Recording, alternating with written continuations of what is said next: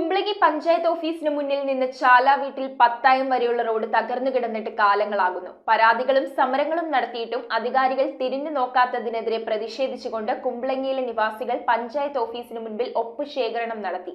Road പുനർനിർമ്മിക്കണമെന്ന് ആവശ്യപ്പെട്ടുകൊണ്ട് നടത്തിയ ഒപ്പുശേഖരണത്തിന്റെ ഉദ്ഘാടനം കുംബ്ലങ്ങി ഫെറോന വികാരി സെബാസ്റ്റ്യൻ പുത്തൻവീട്ടിൽ നിർവഹിച്ചു.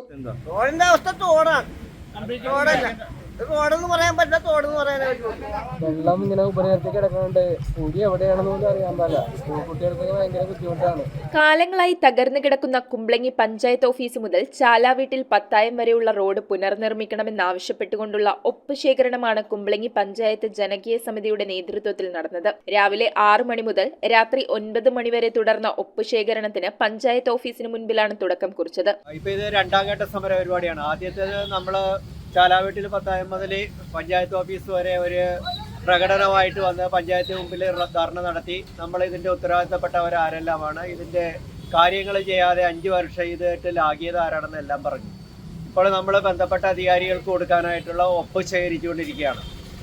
ആദ്യത്തേത് MLAക്കാണ് കൊടുക്കുന്നത്, രണ്ടാമത്തേത് ഹൈബിയുടെ MP-ക്ക്, മൂന്നാമത്തേത് രാജ്യസഭാ മെമ്പർ ഷബി മേത്തർ, നാലാമത്തേത് കളക്ടർ, അഞ്ചാമത്തേത് ടൂറിസം റോഡാണ്. പ്രധാനപ്പെട്ട ടൂറിസം സെന്റർ ആയിട്ടുള്ള കല്ലഞ്ചേരിയിലേക്ക് പോകുന്ന റോഡാണ്. അപ്പോൾ PWD മിനിസ്റ്ററും അതുപോലെ തന്നെ ടൂറിസം മിനിസ്റ്ററുമായിട്ടുള്ള മുഹമ്മദ് റിയാസിന് കൊടുക്കാനുള്ള ഒപ്പുകളാണ് ശേഖരിക്കുന്നത്. 2018 പ്രളയത്തിന് തകർന്ന റോഡാണിത്.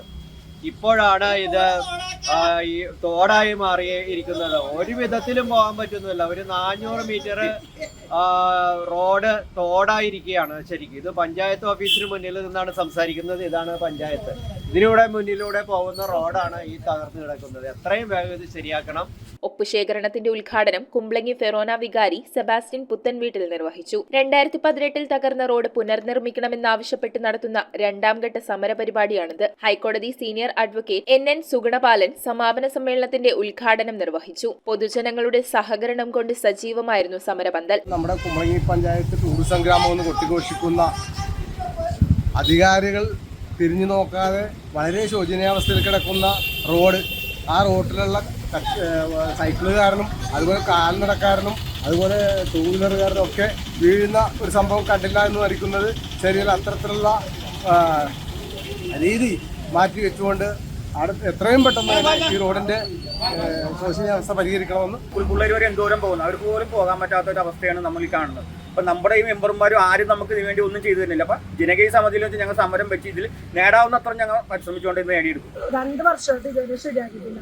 10 ലക്ഷം രൂപ ഇതിന് പാസ്സായെന്ന് പറഞ്ഞിട്ട് ലാസ്റ്റ് ആയപ്പോൾ അവർ പറഞ്ഞത് നടക്കില്ല, അത് ക്യാൻസലായി പോയെന്നാണ് അവർ പറയുന്നത്. News bureau, Kochi. കമ്പ്യൂട്ടറിൽ നിങ്ങളുടെ കാഴ്ച പരിശോധിക്കുവാൻ ക്വാളിഫൈഡ് ഒപ്ട്രോമെട്രിസ്റ്റിന്റെ സേവനം ലഭ്യമാണ്.